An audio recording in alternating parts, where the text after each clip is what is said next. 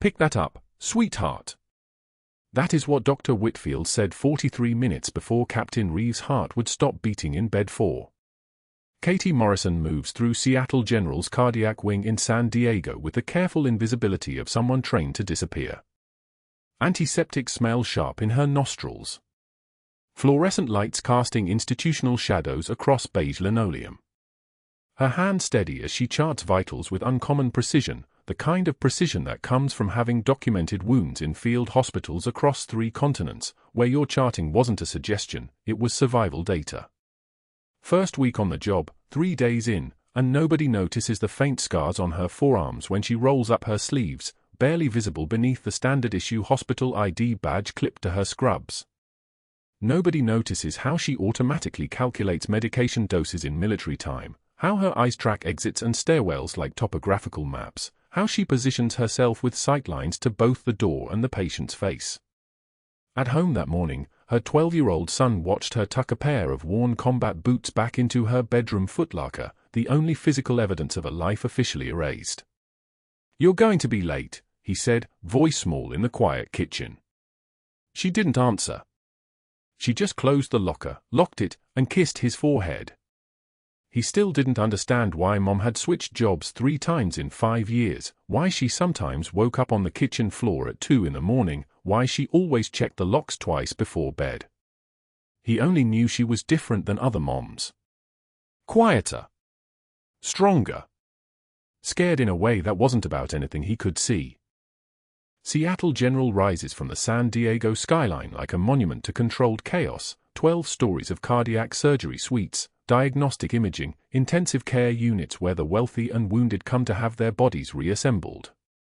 The cardiac wing on the 4th floor hums with the white noise of ventilators and monitor beeps, a mechanical symphony that Katie moves through like she's breathing underwater. The rubber soles of her shoes don't make a sound on the polished tile. She's learned how to walk that way again, how to move through spaces without announcing her presence, how to blend into the architectural geometry of a hospital the way she once blended into the streets of Tikrit where nothing official said she'd ever been. The afternoon shift begins at 2 o'clock. Katie arrives 47 minutes early, like she does every day. She reviews the census. 14 patients on the cardiac wing. 3 post-operative from bypass surgeries. 2 waiting for catheterizations. 1 in bed for an Army Ranger named Captain Reeves, recovering from a routine valve replacement 2 days ago. His chart says the military next to his occupation field. His chart doesn't say his commanding officer sent Katie's son into Helmand Province 3 months ago, and Katie's son has been silent ever since, his letters arriving from the deployment with entire paragraphs blacked out by some Pentagon censor. His chart doesn't say any of that because his chart is just a chart, and Katie is just a nurse, and the world hasn't stopped spinning long enough for anyone to understand what's actually happening in the quiet rooms of hospitals. Dr. Whitfield arrives for morning rounds at 7:15 a.m., trailing surgical residents like an entourage. He's a cardiac surgeon the way a luxury sports car is a vehicle, technically accurate but missing the entire point. 58 years old, hair dyed a shade of brown that doesn't exist in nature, Rolex Submariner watch on his left wrist, Italian loafers that cost more than Katie's rent. He built his surgical practice on competence and connections, and his side operation on something less forgivable. The residents follow him like duckling behind a mother, all white coats and coffee cups and carefully maintained expressions of deference. His eyes land on Katie's meticulous charting with something sharper than professional interest. Her documentation style, honed through years of combat medicine where precision saved lives and sloppy notes got people killed, threatens the billing discrepancies in his records that cannot afford scrutiny. She's been noticing his patterns. The consultations that appear in his billing codes but don't appear in any patient chart. The procedures billed to insurance companies that never actually happened. The phantom surgeries that generated $127,000 in revenue last month alone. She doesn't look up when he passes her station. She doesn't make eye contact. She just continues charting, her pen moving with mechanical precision, each letter formed with military discipline. Her training had taught her that invisibility is a weapon, that the most dangerous soldiers are the ones nobody remembers seeing. But Whitfield is not trained in recognizing danger. He's trained in recognizing threats, and to him, a nurse who notices his billing discrepancies is a threat. His jaw tightens. His eyes narrow. And she feels it even though she isn't looking at him, because part of her is always watching, always calculating distance and angles and reaction times. The cafeteria incident happens at 1:43 p.m., during the brief window between the morning surgical schedule and the preoperative preparations. Katie stands in line with her lunch tray, a salad, sparkling water, an apple. The kind of meal that takes 5 minutes to eat, the kind that requires minimal distraction. 23 staff members are scattered throughout the cafeteria: nurses, residents, respiratory therapists, 3 hospital administrators. Whitfield enters with his surgical resident, a sharp-featured kid named Morrison who doesn't share Katie's last name but carries himself with the same trained predatory posture. They're discussing a patient, voices loud enough for the room to hear. "I've got money on the new nurse lasting until Friday," the resident says, his smile sharp as fractured glass. "She's too stiff.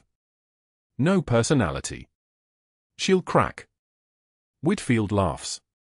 The sound travels the length of the cafeteria like a challenge. Katie is 2 tables away, her back to them, when she hears her name mentioned. Not her name, exactly. Just the word new and nursed in the same breath, followed by predictions of her failure. Her hands don't tremble. Her jaw clenches once, and she sets down her fork with the kind of precision that would make a surgeon jealous. She takes a breath. Holds it for 4 counts. Releases it. This is not unfamiliar territory. This is stage 1. Social attack. The kind that breaks people with words because they haven't learned that words are just air that exits a mouth and disappears into rooms and has no power over anything that matters. She stands to leave. That's when Whitfield blocks her path. He doesn't say anything. He just extends his arm slightly, and the lunch tray in Katie's hands, the salad, the water, the apple, collides with his chest and shatters across the floor. The tray clangs. The salad scatters. The apple rolls across tile like a metaphor nobody needed. 23 staff members stop moving. Stop talking. The fluorescent lights buzz in the sudden silence like fluorescent lights do when a room has stopped breathing. "Careful," Whitfield says, his voice carrying the tone of a man explaining something obvious to a child. "These things get slippery." The resident laughs. 1 other doctor joins in. The sound echoes across tile like applause for cruelty. Katie kneels to clean it up. She moves with deliberate slowness, gathering the scattered salad, the broken crockery of the tray, her movements economical and composed. Her hands don't shake. Her breathing doesn't change. She's cleaned worse things off worse surfaces. She's held wounds closed with her bare hands while artillery fired 30 yards away. She's whispered to dying soldiers that it was going to be okay, even though it wasn't going to be okay, because they needed the lie more than they needed the truth. That's when Whitfield throws the patient chart. It's not a dramatic gesture.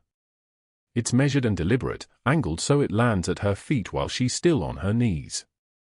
The chart skitters across tile. His voice drops to something almost tender. "Pick that up, sweetheart." The words land soft, which makes them harder. Can't have paperwork scattered all over the cafeteria. Katie doesn't move immediately. She's calculating. Distance to Whitfield from her current position is 4 feet. His reaction time based on his body posture is approximately 1.5 seconds. The resident is standing 4 feet to his left, creating a geometric problem she could solve in the time it takes to breathe. The nearest exit is 18 feet away, slightly left of her current position. She could move. She could respond. She could let 18 years of military training make a decision her civilian life isn't allowed to make. Instead, she picks up the chart. Her fingers close around the edge of the folder. She rises to her feet, straightening slowly, her movements deliberate as a chess match. Her eyes don't meet his. She simply holds the chart, then places it on the nearby counter with the same care she'd place a loaded weapon down on a safe surface. She doesn't apologize. She doesn't explain. She doesn't make any sound at all. she just retrieves the remaining pieces of her lunch from the floor, the apple, the scattered salad leaves, the fragments of the tray, and disposes of them in the trash with the efficiency of someone who understands that some things can't be salvaged. Then she walks back to the cardiac wing as though nothing happened. The whispers start before she reaches the elevator. She hears them, acknowledges them, files them away in the part of her mind that processes threat assessment. The bet is spreading. New nurse versus Dr. Whitfield.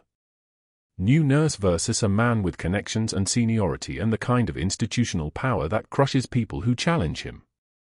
The consensus among the staff is quiet and almost unanimous: she won't last the week. Nobody lasts when Whitfield decides to break them. Katie doesn't think about the bet. She thinks about Captain Reeves in bed recovering from his valve replacement, unaware that the nurse taking his vitals once held his life in her hands, though he couldn't have known it then because it happened in a war zone and in official records Katie Morrison doesn't exist. She thinks about her son, who has been silent since his deployment started.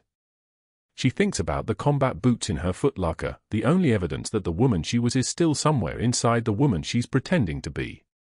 It's 2:58 p.m. when she begins her afternoon rounds.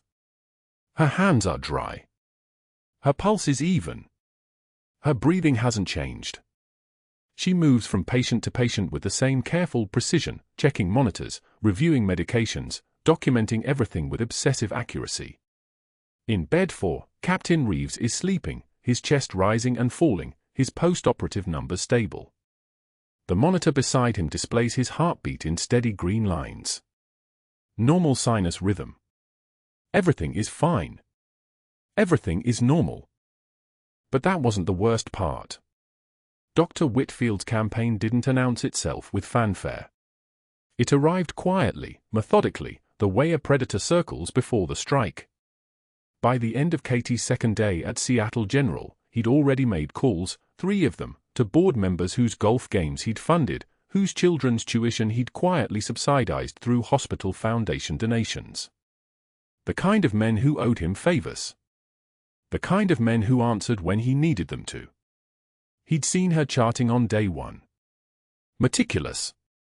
Exhaustive. The kind of documentation that caught things, missed billings, phantom consultations, the careful invisible architecture of his side operation. A nurse with that level of attention was a liability. A threat. And threats needed to be neutralized before they became problems. The cafeteria on day 3 was perfect. Katie pushed through the double doors at 12:53 p.m., her lunch tray balanced on her palms, a turkey sandwich, an apple, black coffee in a paper cup. 23 staff members occupied the space. She counted them automatically, the way soldiers do. You always know the exits. You always know who's watching. She didn't see Dr. Whitfield step into her path until it was too late to stop. He was tall, expensive in the way that old money looked expensive, tailored white coat that probably cost more than her first month's salary, Rolex that caught the fluorescent light like a trophy. His smile was the smile of someone who'd never been told no. His eyes were calculating. "Excuse me, doctor," Katie said, voice level, already moving to step around him. He didn't move. Instead, his arm swept outward in a gesture that was almost casual, and her lunch tray tilted. Turkey sandwich hit the tile. The coffee cup exploded against the floor with a sound like breaking glass. The apple rolled under a table, forgotten, while 23 pairs of eyes turned toward her. "Oh," Dr. Whitfield said, his voice carrying across the sudden quiet. "Looks like our new nurse can't even handle basic motor skills." His chief resident, Dr. Chen, laughed. The laugh echoed. Other people joined in, a nervous, uncertain laughter, the kind that happens when someone powerful has decided something is funny. "I've got $50, Chen announced to the room, says she quits by Friday. Any takers?" Murmurs rippled through the cafeteria like wind through water. Someone said, "I'll take that bet."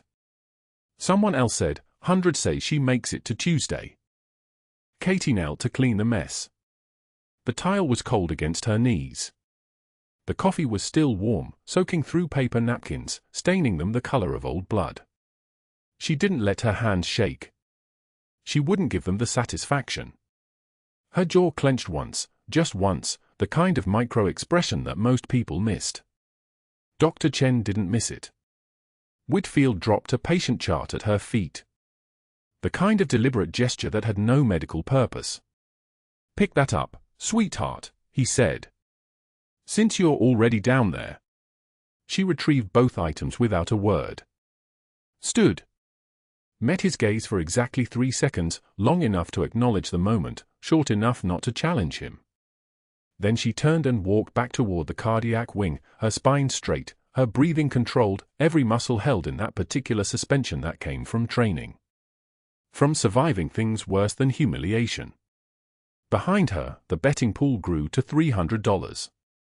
That night, in her apartment above a dry cleaner on Morrison Street, Katie sat at her kitchen table with her phone in one hand and a pair of worn combat boots in the other. The leather was cracked, creased in the precise places where her feet had bent them for 12 years.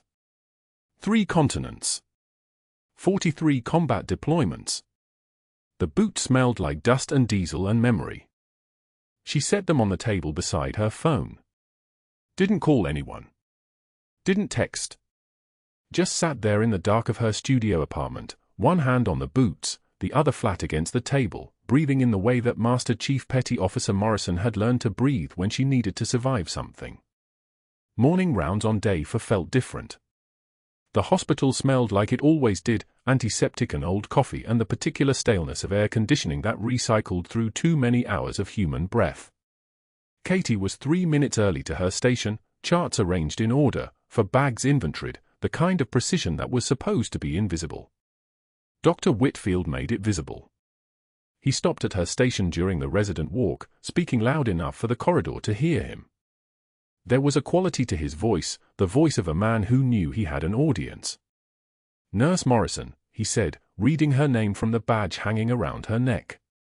"Explain to the residents why your charting is so exhaustive. Overcompensating for something? Community college degree." Katie met his eyes. Held them. The residents shifted their weight, uncomfortable, trapped between the gravity of his authority and the danger of his attention. One of them, a young woman with dark hair, looked away. "Thorough documentation prevents errors, Doctor," Katie said. Her voice was level. Mild, the voice of someone who had nothing to prove. His smile didn't change. It got colder. "Or it shows someone who doesn't trust their own competence," he said. "My office wants your nursing school transcripts by end of shift. There are some gaps in your background that need clarifying." "Of course, Doctor." She turned back to checking the 4-line on her current patient, her hands moving with the same mechanical precision they'd shown all morning.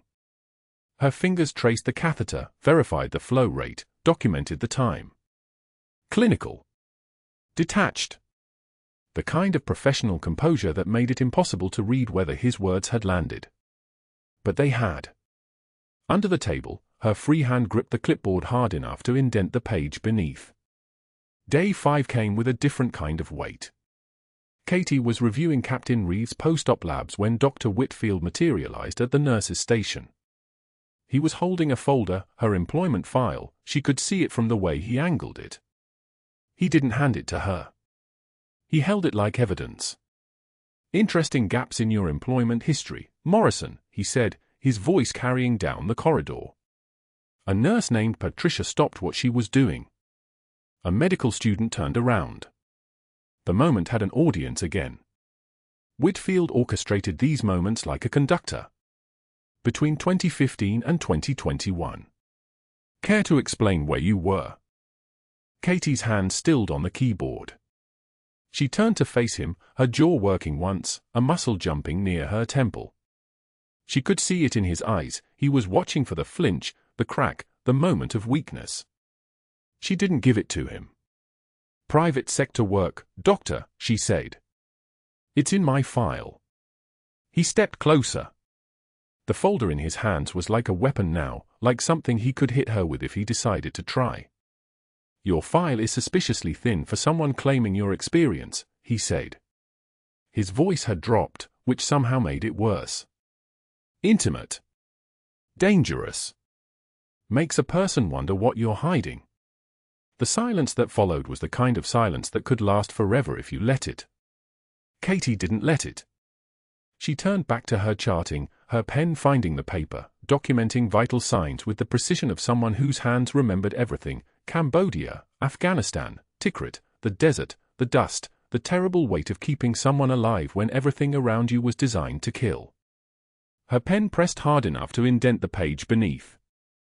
Hour 6 of her shift, Captain Reeves woke from post-op sleep in bed 4, his eyes moving to the ceiling, then to the monitors beside his bed. Katie was checking his fluid levels when she heard the change in his breathing, a hitch, a deepening, the sound of a man trying to work around pain. "Captain," she said, immediately at his side. "What's happening?" "Pressure," he said. His hand went to his chest. "Can't breathe." "It's like..." She was already moving. Blood pressure dropping. Heart rate climbing to 118. His jugular veins distended, visible even from across the room like thick cords in his neck. She pressed her stethoscope to his chest and heard it, the muffled, distant quality of heart sounds, as if his heart was beating inside a bag. The sound of someone running out of time. Cardiac tamponade. 120 cubic centimeters of blood filling the pericardial sac, compressing his heart with every beat.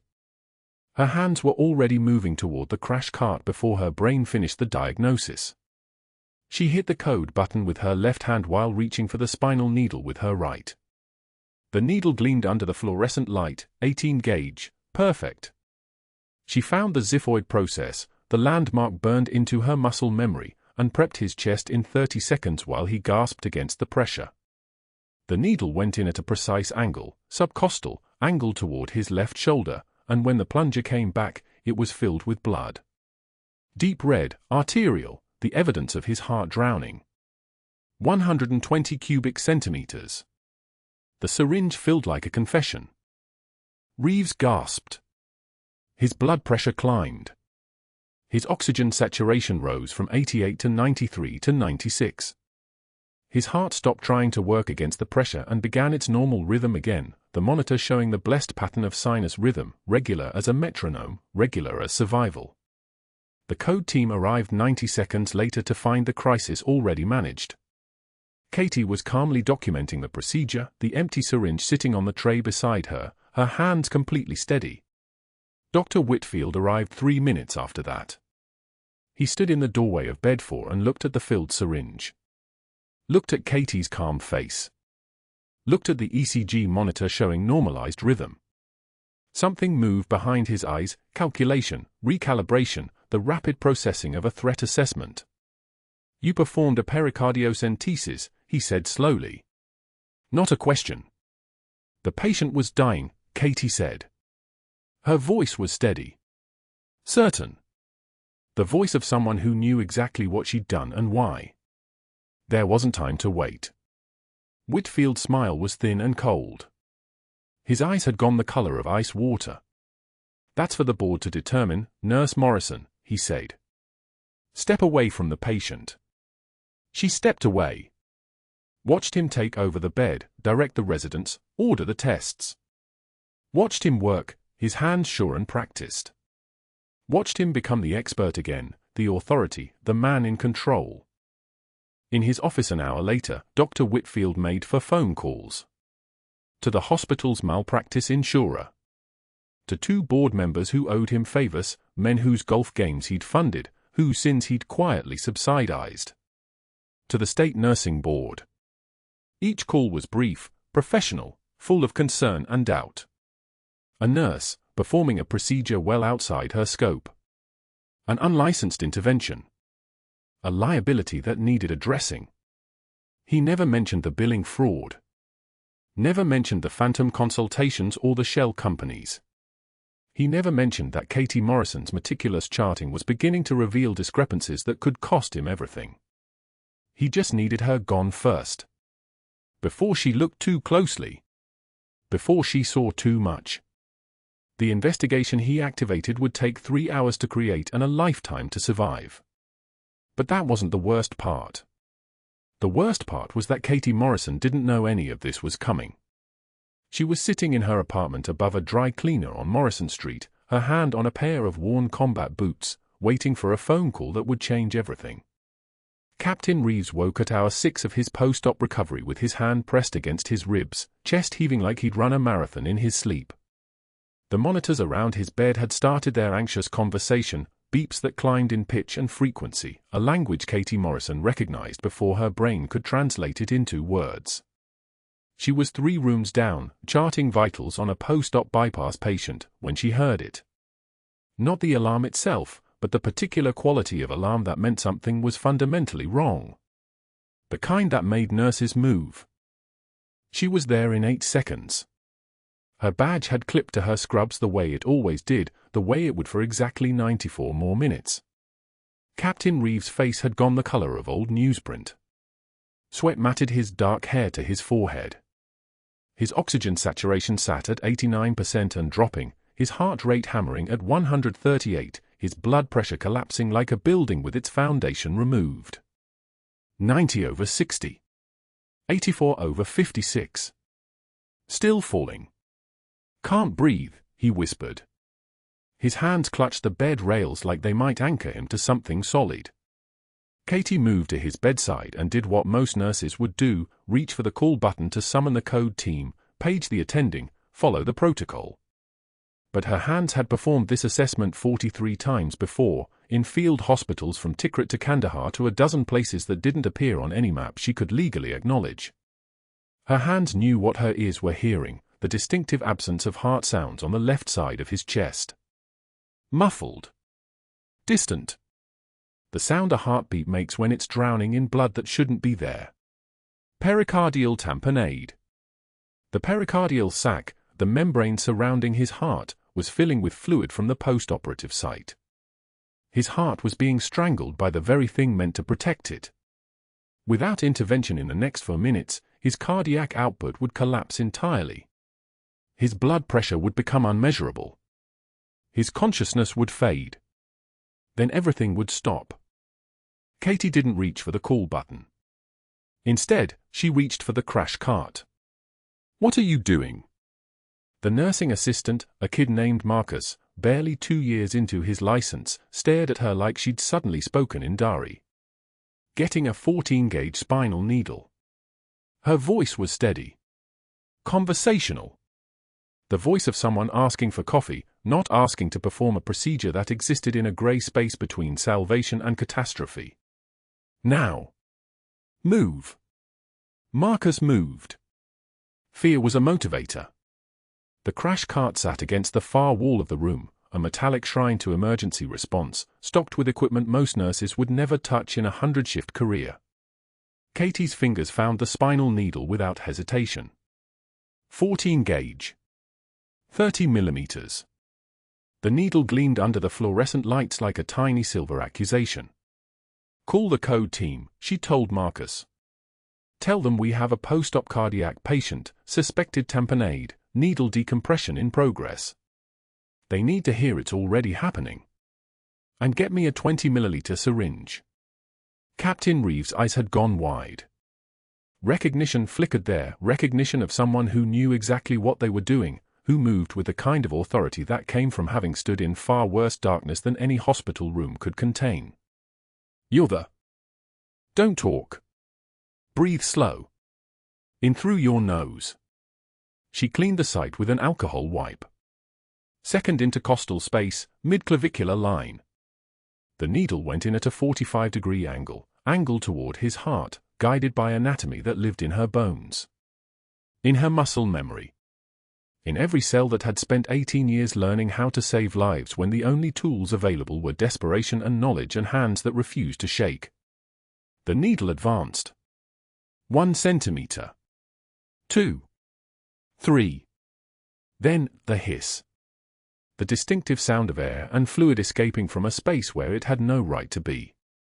The syringe filled with blood. 40 cc 60. 80. His oxygen saturation climbed. 89 to 91 to 94. His heart rate dropped from 138 to 120 to 105. His blood pressure stopped its free fall. 84/56 became 92/61 became 102/68. 120 cc. That's when she withdrew the needle. The heart monitor steadied into something that resembled normal rhythm. Sinus. Regular. The rhythm of a man who was still alive because a nurse who officially didn't know how to do this had done it anyway. The code team burst through the door 45 seconds later, and Katie was already stepping back, her hands empty, her face the kind of calm that only people who'd held the line in the dark could manage. Suspected tamponade, she told them. Decompressed via needle at the second intercostal space.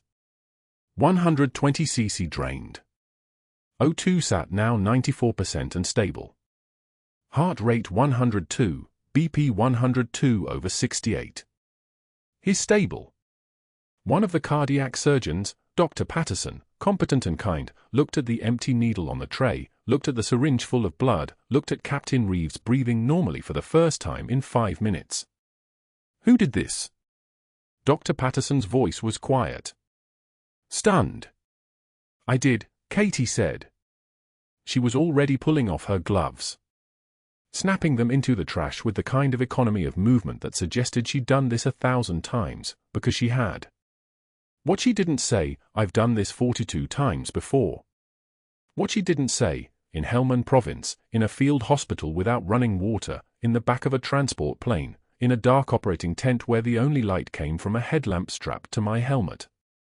What she didn't say, Captain Reeves used to be my commanding officer.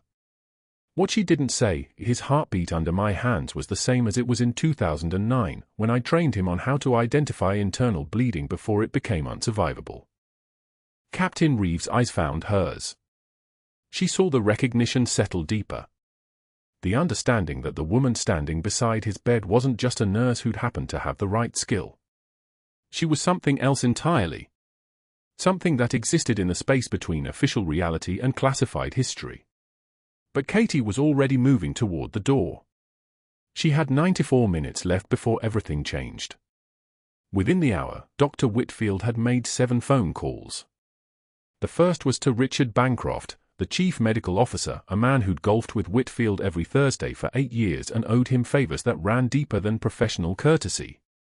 The second was to the hospital's malpractice insurance company, to a risk manager named Patricia Hayes who understood that liability came in many forms, and that an unlicensed nurse performing surgical procedures was the kind of liability that ended careers and destroyed institutions. By the time Katie clocked out at 3 o'clock, the machinery had already begun its work. Whitfield sat in his office with the hospital's legal team, describing the incident in careful, measured tones that made it sound less like a miracle and more like recklessness. A nurse, he explained, had overstepped her scope of practice. Had performed a procedure that required physician oversight. Had put a patient at risk through her own aggressive, unsupervised intervention. The fact that the patient had survived was almost irrelevant, the liability was the point. The insurance company's attorney had already drafted language. Reckless endangerment. Practicing medicine without a license. The kind of allegations that didn't need to stick forever, they just needed to stick long enough. At 3:45, Katie was called into the office of Richard Bancroft, the CMO. She knew what that meant. The hospital had that particular smell during these meetings, the smell of leather chairs and air conditioning that worked too well, of men who'd never held a person's life in their hands and never would, of decisions made by committee and written by lawyers. 3 people waited for her. Bancroft. An attorney she'd never seen before. A woman from the insurance company whose nameplate read Patricia Hayes, Risk Management Compliance Officer. And in the corner, expression professionally concerned, Dr. Whitfield. The attorney began reading from a prepared statement before Katie had even fully closed the door. The words came out smooth and practiced, the way words do when they've been rehearsed and refined until they become incapable of carrying meaning. Suspended effective immediately. Practicing medicine without a license. Exceeding scope of practice. Reckless endangerment of a patient. Katie's hands rested in her lap. They didn't tremble. They didn't clench.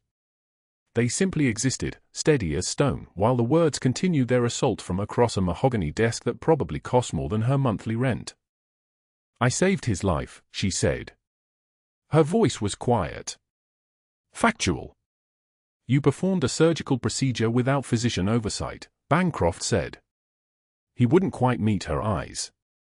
"That's a liability we cannot tolerate." Patricia Hayes leaned forward slightly. "Your nursing license is valid, but your employment history raises significant questions. We need complete documentation of your training and credentials. Where did you receive instruction in this procedure?" The question hung in the air like a blade.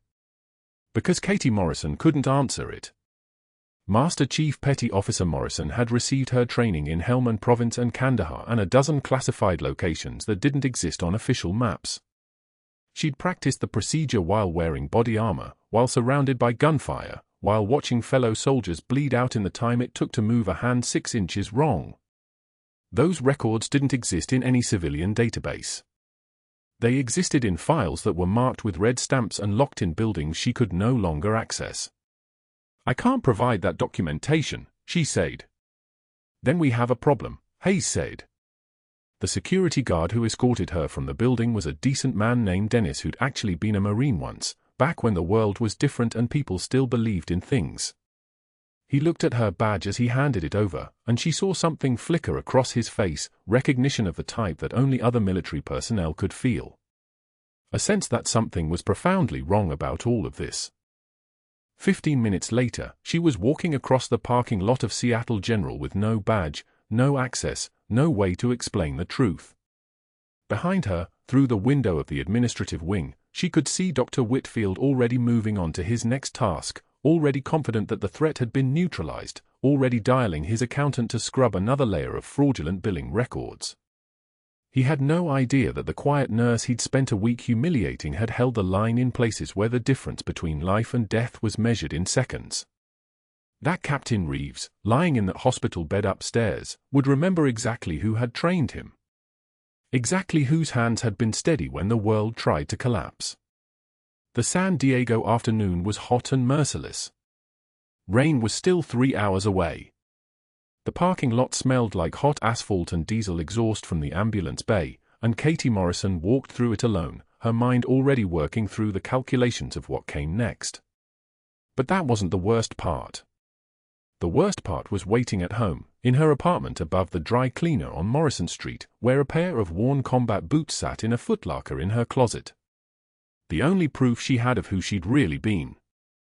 And in exactly 17 minutes, her son would come home from school asking why Mom was home early. The chief medical officer's office smelled like expensive leather and fear. Katie stood in front of a desk the size of a dining table, flanked by a hospital attorney whose suit cost more than her monthly rent and a woman from the malpractice insurer whose expression suggested she'd rather be anywhere else. Dr. Whitfield wasn't present. That was deliberate. That was the point. The CMO, Dr. Harrison, gray-haired, carefully neutral, slid a folder across the mahogany surface. His fingers trembled slightly as he let go of it. "Ms. Morrison," he began, not meeting her eyes. "We need to discuss what happened in post-op at 2:11 this afternoon." Katie's hands were steady. They would always be steady. That was the first rule of survival: the body obeys the mind, not the other way around. Panic was a luxury for people who had time for it. Captain Reeves experienced cardiac tamponade, Katie said. Heart sounds were muffled. The pericardium was filling with blood. He would have arrested without intervention. The attorney opened her mouth. Closed it. The insurer's representative, a woman named Chen with sharp cheekbones and sharper eyes, leaned forward. "You performed a pericardiocentesis. Without physician authorization. He was dying." "That's not in question," Dr. Harrison said quietly. His voice had the texture of a man who'd already lost something he couldn't get back. "The question is whether a registered nurse, not a physician, not a physician's assistant, not even a resident, has the legal authority to perform that procedure. You exceeded your scope of practice, Ms. Morrison." "Significantly." Katie said nothing. Silence was sometimes the most honest answer. Dr. Whitfield has filed a formal complaint, the attorney continued, pulling papers from the folder. He's concerned that your actions, while perhaps well-intentioned, constitute reckless endangerment. A cardiac surgeon's job is to evaluate cardiac emergencies. Your intervention may have compromised the patient, contaminated the field, or created complications we haven't yet identified. Captain Reeves's O2 sat was 68 when I started. Katie's voice was flat. Informational. The voice of someone reporting weather. It was 89 when the code team arrived. His blood pressure recovered to 104 systolic. He was awake and verbal within 7 minutes. That's not reckless endangerment. That's medicine. Medicine you're not licensed to practice, Chen said. Not unkindly. Just factually. Seattle General has policies. Those policies exist to protect patients. They also exist to protect the hospital. And right now, you've created significant liability for us. The CMO's shoulders sagged slightly. He was a good man, Katie thought. A competent man. But he was about to do something that would poison him for the rest of his career, and he knew it. The architecture of institutional cowardice was like that, it didn't require evil people. Just people who understood who held the power. Ms. Morrison, Dr. Harrison said, effective immediately, you are suspended from duty pending a full investigation. You'll surrender your ID badge and access credentials. Security will escort you from the building. We'll be consulting with legal counsel about potential criminal charges related to practicing medicine without a license. The words moved through the room like a current. Katie felt them pass over her the way she'd felt sandstorms pass over her in Tikrit, present, significant, and ultimately just weather. I understand, she said. Your personnel file will reflect suspension with cause, the attorney added. Once the investigation concludes, we'll determine whether to reinstate you, require additional training, or pursue termination. Katie nodded. One deliberate movement. The kind of nod that didn't advertise whether the person was broken or simply waiting. Security arrived within 4 minutes. 2 guards, neither of them the Tikrit veteran. Just standard mall cop types with uncomfortable expressions and clip-on radios. They handed her a plastic bag for her belongings. The walk to her locker felt like moving through water, slow, pressurized, underwater. Other nurses whispered as she passed. Respiratory therapists turned away.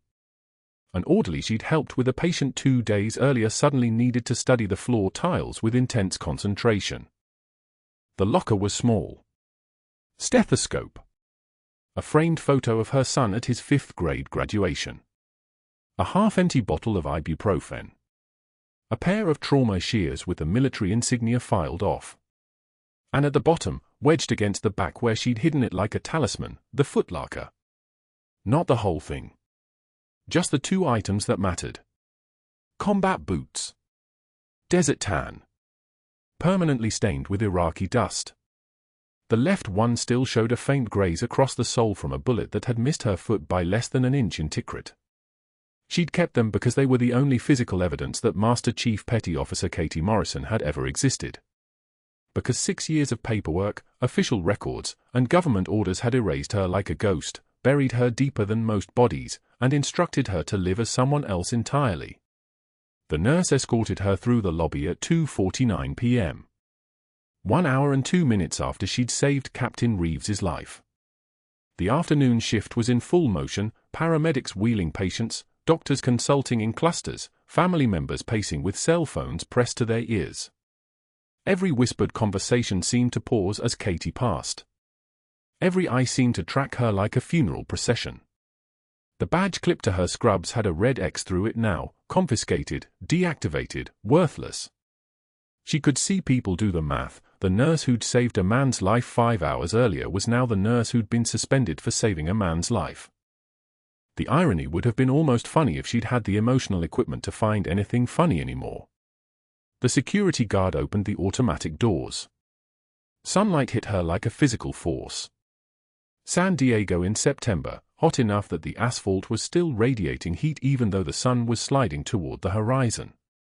Katie walked out into it, empty locker in one hand, plastic bag of discarded career in the other, and understood that she could not explain any of this.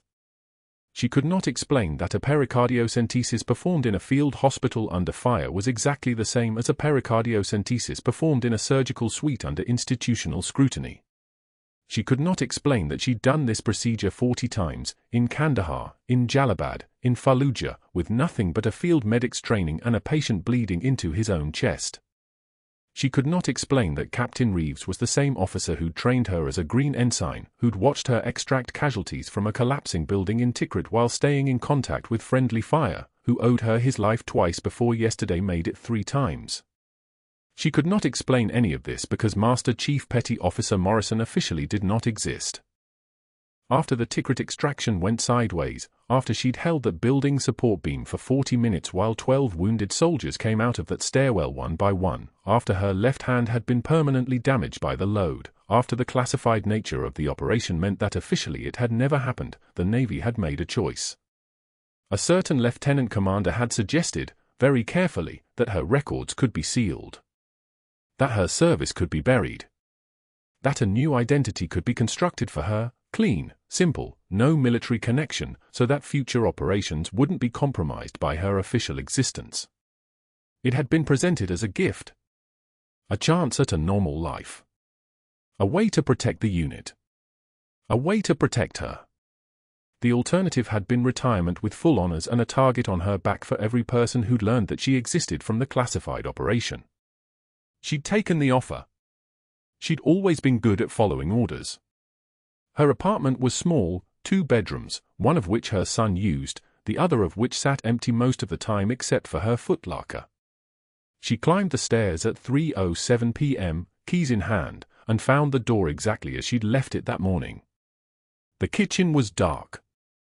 The afternoon heat had made it stuffy, close, the kind of air that pressed down on everything.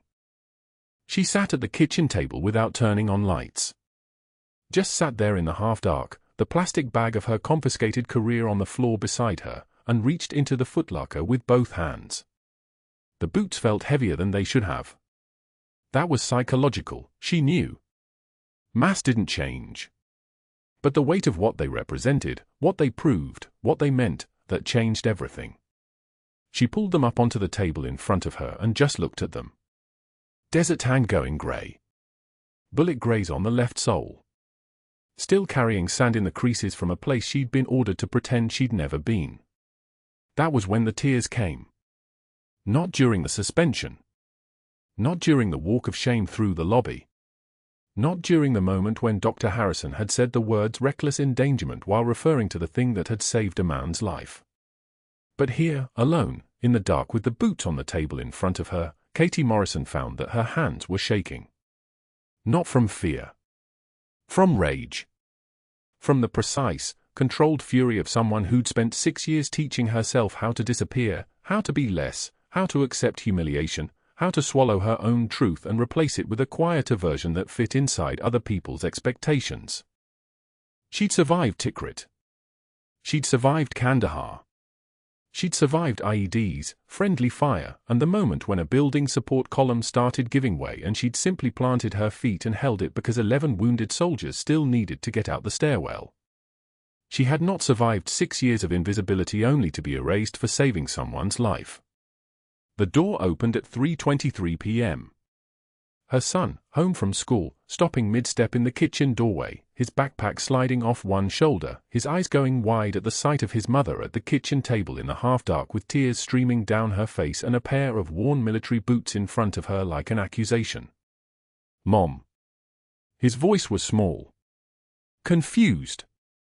Frightened in the way that only a child's voice can be frightened. Why are you home? You're supposed to be at work. Mom. What's wrong? Katie looked at her son, at the careful construction of normalcy he represented, at the life she'd built around the lie of who she was, at the fundamental impossibility of explaining any of this without destroying the careful architecture of his world, and she couldn't answer. Not yet. Maybe not ever. She only pulled him close and held him while the boots sat on the table like evidence, like proof, like the only honest thing in a room full of necessary deceptions. The next morning, Hamid arrived at Seattle General for his pre-op cardiac workup, wheeled through the corridors on a stretcher that squeaked against the polished tile like a small animal crying. The Iraqi translator had been referred from a community clinic across town, his chart flagged for expedited admission, and when he turned his head in the pre-op bay and saw Katie Morrison standing at the vital signs monitor, his entire body went rigid. His dark eyes locked on her face, the sharp cheekbones, the steady hands, the way she moved with the terrifying fluid precision of someone who'd survived things most people couldn't imagine. His lips parted. A single word escaped, barely audible, more prayer than question, Widow 6. The room held its breath. Katie's hand stilled on the blood pressure cuff. Her jaw clenched once, the smallest reaction, gone in a fraction of a second, and then her eyes met his with the kind of calm that comes from having already survived the worst that life could offer. She didn't nod. She didn't smile. She simply looked at him and said, quietly, "Hello, Hamid." A veteran security guard named Clayton, 47 years old with 2 deployments to Tikrit and scars that matched Katie's in places no one asked about, was restocking the crash cart 3 feet away.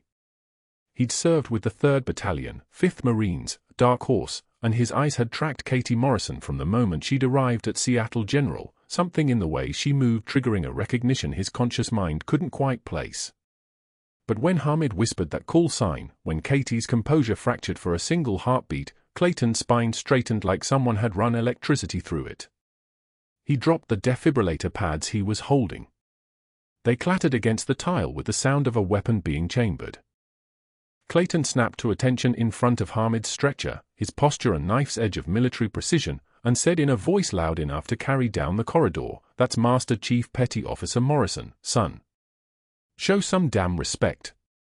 The words hung in the air like a live grenade. Nurses stopped moving. A resident froze mid-stride. The intercom crackled once and then fell silent, as if the hospital itself had inhaled and was holding it. Katie's expression didn't change, but her eyes tracked to Clayton, a single acknowledgement, a wordless thank you passing between 2 soldiers who understood that some secrets had just become public property. The security guard's jaw was set like granite. He wasn't asking permission. He wasn't requesting anything. He'd simply spoken a truth that had been buried for 6 years, and now it was airborne and irrevocable. Within 2 hours, a 2-star general arrived at Seattle General in a vehicle that pulled directly to the executive entrance, escorted by 2 Navy officers in dress uniforms. Admiral Patricia Holloway had commanded the JSOC task force during the Tikrit extraction, and the unredacted service record she carried in a manila folder was the kind of classified document that required 18 separate security clearances just to read. She moved through the hospital corridors with the presence of someone accustomed to clearing obstacles through sheer force of will, and when she entered the boardroom where a grey-faced CMO and 3 hospital administrators sat waiting, her appearance registered less as surprise and more as reckoning. The Admiral opened the folder. Her voice, when she spoke, carried the weight of command decisions that had cost lives and saved them in equal measure. She read aloud the words that no one at Seattle General had ever heard, each sentence a hammer strike against the narrative they'd constructed around a quiet nurse who'd somehow exceeded her scope of practice. 17 combat deployments across 12 years of active service. 4 Bronze Stars. 2 Purple Hearts. Expert certification in trauma surgery, field medicine, and emergency stabilization, qualifications that exceed most surgeons currently practicing in this state. The Admiral paused, letting the words settle like dust. Master Chief Petty Officer Katie Morrison. Classified Extraction Operation, Tikrit, Iraq. Mission Designation, Angel 6. Casualty count going in, 0. Casualty count coming out, 12 wounded soldiers, 0 mortality. The building where those soldiers were being treated collapsed during extraction. Master Chief Morrison held a support beam for 40 minutes, while the remaining wounded were loaded and evacuated. She did this while incoming fire was active. She did this while her left arm was broken in 2 places. She did this knowing that if she moved, everyone inside died. She held that beam until the last soldier was clear. Then she walked to the Black Hawk under her own power, medically intervened on 3 soldiers during the 30-minute flight back to Bagram airfield, and returned to duty within 6 weeks. The Admiral's eyes moved across each face in the room like a weapon tracking targets. This woman is not just a nurse. This woman is one of the most highly trained combat medics in the entire Navy. And you suspended her for saving a patient's life. Before anyone could speak, Captain Michael Reeves was wheeled into the boardroom. He was still pale from the surgical trauma, still moving with the careful precision of someone whose chest had been cracked open 72 hours earlier, but his eyes were clear and they fixed on Katie with the intensity of someone seeing a legend walk out of classified history. The four-stand pushed beside his wheelchair, the monitor displaying a heart rate steady at 82 beats per minute, the sinus rhythm that Katie's hands had restored when cardiac tamponade had stolen his life away. He looked at the gathered administrators like a soldier looking at civilians who'd wandered into his battlefield without understanding where they stood. Master Chief Morrison trained me as a Green Lieutenant, Reeves said, his voice still rough but carrying absolute authority. 12 years ago. 3rd Battalion, 5th Marines. She taught me how to recognize tension pneumothorax in the field. She taught me that pain is data and that hesitation kills people faster than bullets do. She saved my life twice in Afghanistan. Once in Sanjin Valley when an IED took out half my squad, and once at FOB Shank when an infection went septic and she did emergency intervention with nothing but what she could improvise from a medic's field kit. Yesterday in this hospital, she saved my life a 3rd time. She's trained more combat medics than anyone in this room has met soldiers. And you're telling me she was wrong to use every single skill she has to keep me alive? The room went dead silent. The fluorescent lights buzzed overhead like insects, the only sound in an atmosphere so thick with weight that breathing felt like work. Nobody moved. Nobody spoke. The silence lasted exactly 12 seconds. Then the hospital administrator's phone rang. It was the Federal Audit Team. The investigators who'd been called to scrutinize Katie Morrison's credentials, to understand how an unlicensed nurse had performed an advanced procedure, had instead stumbled into something far larger. In reviewing the documentation that Katie's meticulous charting had generated, the same precise record-keeping that had made Dr. Whitfield so desperate to bury her, they'd noticed discrepancies. Phantom consultations billed through 3 separate shell companies. Billing codes for procedures that never occurred. Cross-reference surgical logs that showed Dr. Whitfield charging for second opinion consultations on patients he'd never actually seen. The numbers grew as the auditors dug $2.3 million in fraudulent charges spanning 4 years. Healthcare wire fraud. Conspiracy charges. The kind of felony that didn't just end a career, it ended freedom. The auditors arrived at Seattle General at 4:15 that afternoon with federal marshals and a warrant for Dr. Whitfield's office. They sealed his workspace in plastic tape. They seized his computer tower, his private files, his phone records stretching back to 2019. The CMO received a call from the State Medical Board at 4:42 p.m., informing him that Whitfield's license was suspended effective immediately pending criminal investigation. By 5 o'clock, a forensic accountant from the Department of Health and Human Services was photographing every document on his shelves, building a paper trail that would eventually lead to 7 separate counts of federal fraud. Dr. Whitfield arrived for his scheduled shift at 6 a.m. the next morning and found an FBI agent waiting in the parking lot. The agent didn't raise his voice. He simply handed Whitfield a piece of paper that listed his charges, his rights, his scheduled court appearance, and the recommended legal representation for someone in his situation. The surgeon's face went the color of hospital walls, a gray so complete it looked like color leaving a photograph. His hand shook in a way that looked medical, like a symptom, like something requiring intervention. The plea bargain came through within 6 weeks. Federal conviction for healthcare fraud and conspiracy. 8 years initially, reduced to 5 with full cooperation. But the sentencing judge had an unusual condition, one that made even the prosecutor smile. Dr. Whitfield would not serve his 5 years in federal prison. Instead, he would teach CPR fundamentals and basic first aid at San Diego Community College for the duration of his probation, earning minimum wage while his former colleagues practiced surgery, while the hospital that had enabled his fraud continued operating without him, while every teenager he taught to perform chest compressions would eventually learn, through gossip, through social media, through the kind of institutional memory that hospitals perfected, exactly who he was and what he'd done. 3 days after the federal conviction was finalized, Katie Morrison stood in her navy dress blues for the first time in 6 years. The uniform hung on her like memory-made material, the dark blue jacket precisely fitted, the medals gleaming on her chest with the dull shine of things that had been earned in rubble and blood and sacrifice.